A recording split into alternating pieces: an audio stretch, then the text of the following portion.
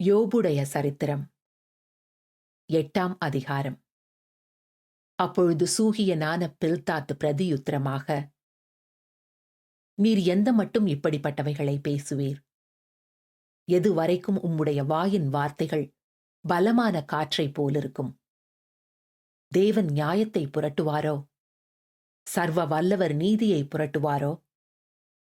உம்முடைய பிள்ளைகள் அவருக்கு விரோதமாய் பாவம் செய்திருந்தாலும் அவர்களுடைய பாதகத்தின் ஆக்கினைக்கு அவர் அவர்களை ஒப்புக் கொடுத்திருந்தாலும், நீர் தேவனை ஏற்கனவே தேடி சர்வ வல்லவரை நோக்கி விண்ணப்பம் செய்து சுத்தமும் செம்மையுமாய் இருந்தீரேயானால், அப்பொழுது அவர் உமக்காக விழித்து நீதியுள்ள உம்முடைய வாசஸ்தலத்தை சாங்கோபாங்கமாக்குவார். உம்முடைய துவக்கம் அற்பமாயிருந்தாலும் உம்முடைய முடிவு சம்பூரணமாயிருக்கும். ஆகையால் நீர் முந்தின தலைமுறையாரிடத்தில் விசாரித்து அவர்கள் முன்னோர்களின் செய்தியை ஆராய்ந்து பாரும். நாம் நேற்று உண்டானவர்கள், ஒன்றும் அறியோம். பூமியின் மேல் நம்முடைய நாட்கள் நிழலை போலிருக்கிறது. அவர்கள் உமக்கு உபதேசித்து உமக்கு தெரிவித்து தங்கள் இருதயத்தில் இருக்கும் நியாயங்களை வெளிப்படுத்துவார்கள் அல்லவோ?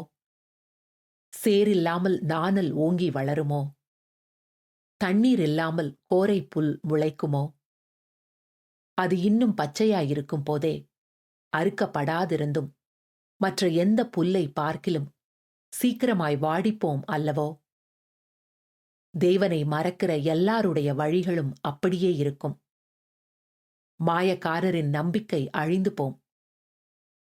அவனுடைய வீணெண்ணம் அற்றுப்போய் அவனுடைய நம்பிக்கை சிலந்தி பூச்சி வீடு போலிருக்கும்.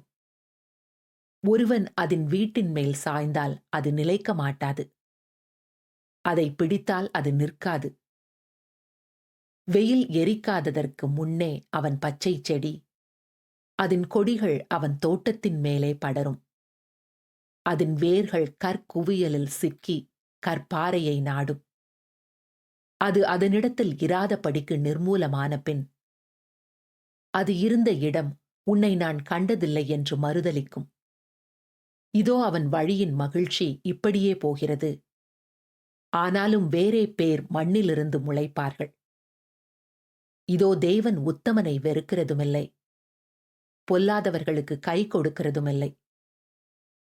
இனி அவர் உம்முடைய வாயை நகைப்பினாலும் உம்முடைய உதடுகளை கெம்பீரத்தினாலும் நிரப்புவார். உம்மை பகைக்கிறவர்கள் வெட்கத்தால் மூடப்படுவார்கள். துன்மார்க்கருடைய கூடாரம் அழிந்து போகும் என்றான்.